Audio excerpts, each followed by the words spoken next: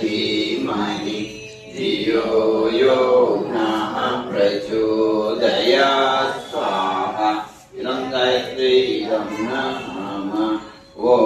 भूर्भुवः स्वः तत्सवितुर्वरेण्यं धीमहि धियो यो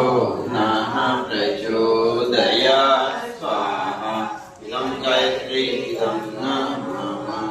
ॐ भूर्भुवः स्वः तत्सवितुर्वरेण्यं भर्गो देवस्य धीमहि धियो यो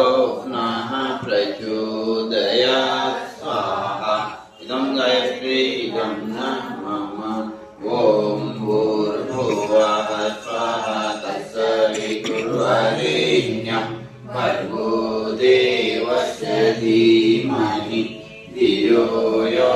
नः प्रचोदयात् स्वाहा इदं गायत्री इदं नाम ॐ भूर्भुवः स्वः तत्सवितुर्वरेण्यं भर्गो देवस्य धीमहि धियो यो नः प्रचोदयात्